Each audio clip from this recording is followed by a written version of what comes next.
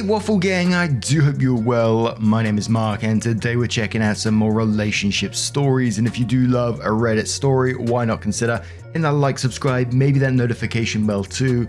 Let's crack on with today's first story, which comes from Soft Korea 8688 from the Am I the Arsehole subreddit, and says, am I the arsehole for saying my in-laws treat me like a live-in maid and wanting to move out?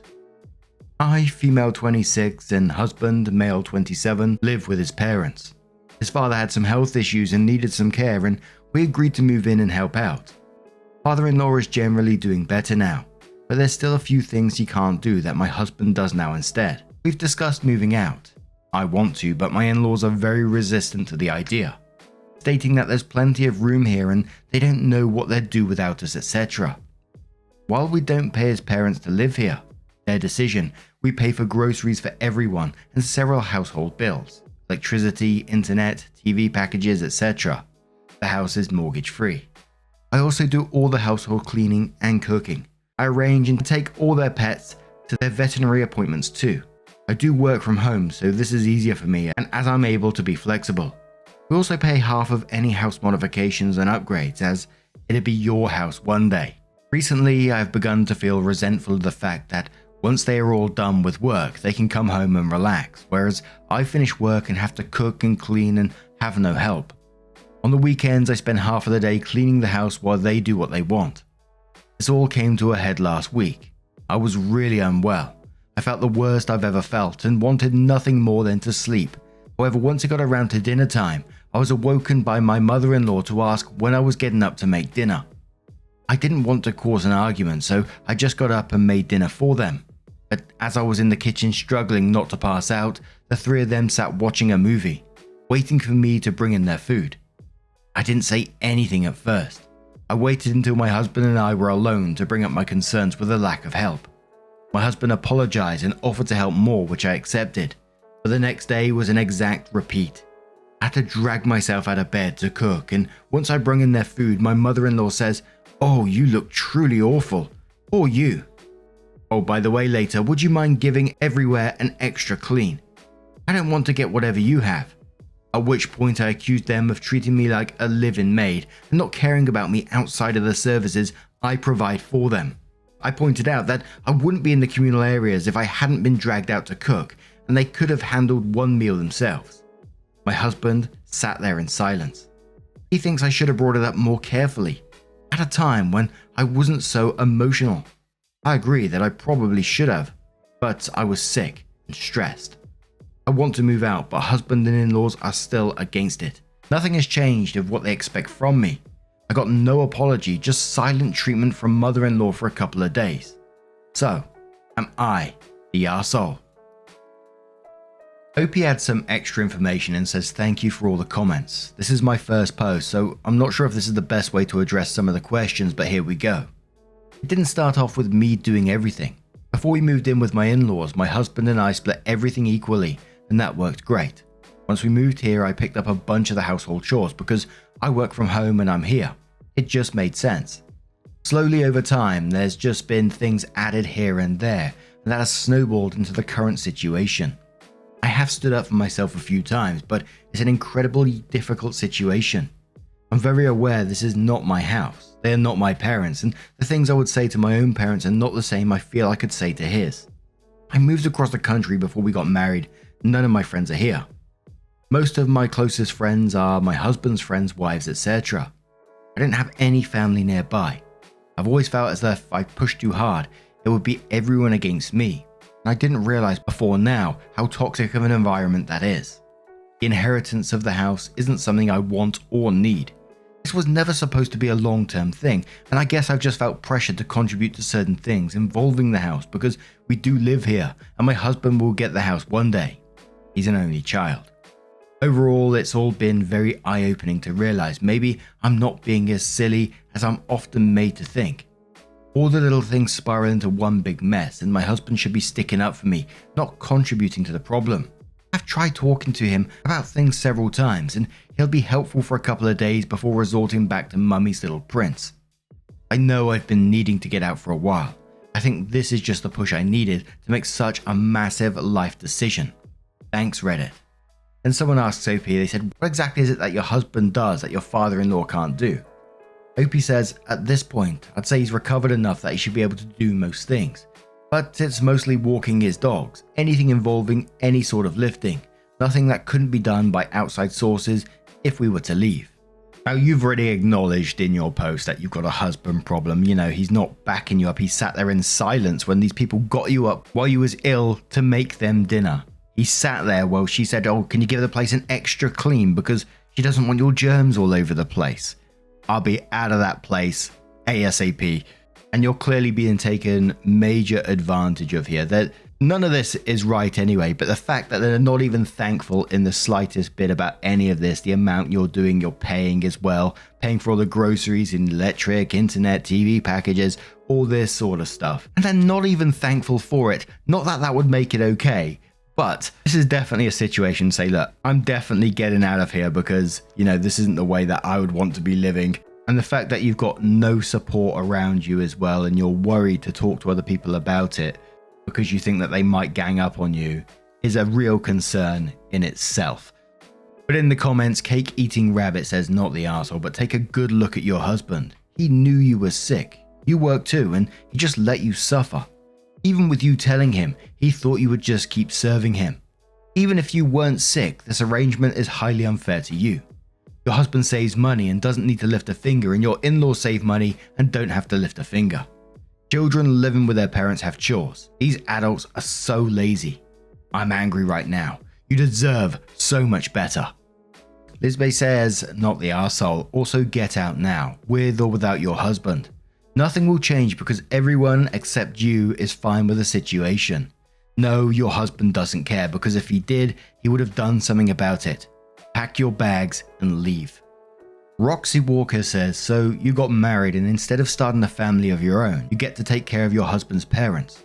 The exploitation here is outrageous. Sounds almost like you've been set up by all of them because you have to seriously doubt your husband would have stepped up to do everything that's being done if you weren't part of the equation by choice, all of which only benefits his parents. Agreeing to move in was your first mistake, but since that's already done and over with, staying in this situation will be your second mistake and will have far broader consequences for everything pertaining to your marriage. You need to get your own family started. Staying in the situation you are in will surely end your marriage because eventually you'll be tired of being the hired help and not a wife with a home. Privacy and money saved up, not the arsehole. G1 Gestalt says, I think you obviously know you're not the arsehole. The question is, what do you do about it? Half the problem, at least half, is actually your husband. If I were you, which I realize I'm not, I'd basically tell him that unless the slave treatment of you stops, you'll move out on your own. After all, what makes you think that this is going to stop after your in-laws are gone, in another decade or so? In your in-laws' eyes, I have a feeling that there's no way that you're going to come out the good guy. You're putting your foot down in their house, and they already seem like completely entitled hosts. This is a make or break situation. Either your husband switches to Team You, or you get your own place and go into couples counseling, which may be a good idea anyway. And on the back of that as well, you know, they keep tempting you with the house. This house might be yours one day kind of thing. Whether that's to try and keep you in this situation or not. How long is someday anyway? You know, I know there's health issues involved here, but it doesn't exactly say what health issues they are. We could be talking years down the road, and even with maybe deteriorating health, so the care becomes even more. And likely OP will be expected to take on that as well. It just sounds like a dire situation. But OP did come in with an update, so let's find out what happened next. This update came 3 months later, and OP says, I'm not really sure how best to go about updating, but I guess here is as good as any. Firstly, thank you to everyone that reached out. I haven't been able to get back to everyone, but I did read every message. Now for the part you all want. After making this post, I started putting my wages into my own bank account. I removed all of my savings from our joint account and transferred everything from my own safety account, just in case. This turned out to be the best decision because I found out I was pregnant roughly 2 weeks after this post. I've been told at 15 that due to some medical conditions I'd never be able to get pregnant naturally, so it was a complete shock. Once I had a scan to check everything was okay, thankfully it was, we told my in-laws, and this is what gave me the final shove I needed. Immediately names were being thrown around and my mother-in-law started talking about reducing her hours to part-time/early retirement so she could be around to raise the baby. This rubbed me completely the wrong way. I didn't want anyone else raising my baby. Colours for the nursery and themes etc. were all being discussed constantly, but never with me or my opinions being taken into consideration. And within a week I felt as though I was just an incubator. The final straw happened when myself, my husband's cousin, female 29, and mother-in-law went shopping. I'd been looking at different kind of breast pumps before being told that I would be bottle feeding so everyone could help out.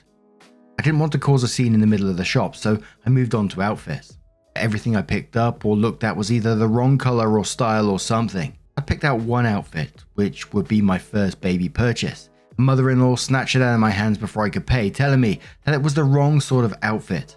It wasn't gender neutral enough, and if the baby is a boy, like we're hoping, then it's far too feminine.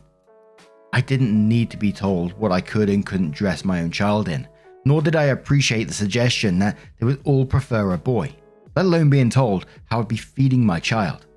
So I left. I tried talking to my husband on 3 separate occasions and he either made excuses or blew me off entirely. I couldn't handle it anymore. I packed my bags and went to stay with my sister for a week. My husband called me once and asked me to go home. Once. I made it clear I wouldn't be returning to live in that house, that I would raise the baby on my own if he didn't want to leave, but I would not allow my child to be raised in such a toxic environment. As a big surprise to no one, he stayed put. After that, I got spammed with texts in the family group chat, but I left and deleted them all. I started the divorce process and hopefully, as I saved every disgusting message from either my ex or his family about both myself and my baby, they won't get any form of custody. Although since I announced the gender, they've all gone quite silent. I have now a small 3-bedroom house. I'm only renting for now, while I wait for the divorce to finalise, but it's plenty big enough for the 2 of us. My daughter will grow up surrounded by my family and plenty of cousins to play with. The house is pretty bare at the minute, as I only got the keys a couple of days ago, but I have time before she gets here to make sure everything is ready. Thank you again for all your kind words. The situation didn't play out how I'd hoped, but I can't help feeling like it's for the best. And of course, this isn't an ideal situation for OP. You know, it's absolutely heartbreaking that they're having to go through divorce. I'd imagine, the thought of raising a child by yourself is quite a scary thing. But at the same time, I think you're doing the best in a really difficult situation, that you stood up for yourself and for your, which I'm assuming is a daughter, the way they went silent. You're leaning on people around you like your sister and your family as support systems, which, is a great thing. That whole situation when you was in the shops was incredibly infuriating. This person snatching clothes out of your hand and, treating you, like you said, as like an incubator. I can't imagine what would it have been like if you continued to stay in that situation. You'd have had no say, you'd have had no support, and it just sounded incredibly bleak. But well done for you, OP, for standing up for yourself, and like I said, for your child as well. But now I'm going to turn this one to you guys. What do you guys make of this situation? Put yourself in OP's shoes. How would you feel? Let us know your thoughts down in the comments below, and let's move on to another story. Now our next story does come with an update as well from the Am I the A-hole subreddit from Girlfriend License Throwaway, and says, am I the arsehole for not saving my girlfriend's driving license and refusing to drive her to and from work? My 28 male girlfriend, 26 female, is always late. Always. No matter if it's 5 minutes up the road or catching a plane. Before we get into it, no, she isn't on the autism spectrum and she doesn't have ADHD or time blindness. She just dawdles all the time. She snoozes her alarm at least 3 times every morning, then lays there going through her social media. Eventually she gets up and takes a long-ass shower, dresses, which takes her forever, and she usually sits wrapped in a towel on her phone, then lingers over her coffee. 9 times out of 10 she's running late for work and ends up speeding to make it on time. Naturally, she's gotten a number of speeding tickets. I've tried to help her, e.g. putting her phone where she can't reach it from bed, so she has to get up to snooze it. But she literally just grabs it and goes back to bed. You try to get her to move her ass and she just digs her heels in and takes even longer. Her response to people calling out her lateness is better late than dead on time. Anyway, Again, she was running even later than normal for work and really had to speed to make it. A week goes by and sure enough, massive speeding fine in the mail. She now has to hand in her driver's license because she's got so many demerit points. She'll be without one for 6 months. Instead of just dealing with it, she tells me, "I'll need you to cop this one and say you were driving so I don't lose my license." And of course, I refused, telling her she needs to live with the consequences of her actions and maybe she should stop speeding and wake up earlier. This argument went on for a few days until she finally conceded, then proceeds to tell me, "Well, you'll have to drive me to and from work until I get my license back." And I tell her I won't be doing that. Her work is literally in another direction than my work is from home, and doing so would add another 2 hours of driving per day. She says it shouldn't matter as my work has flexible hours, but I stood my ground and refused, and said she can take public transport. There's literally a bus stop 2 minutes walk from our house, and the bus stop's maybe 5 minutes walk from her work, and it's quite regular.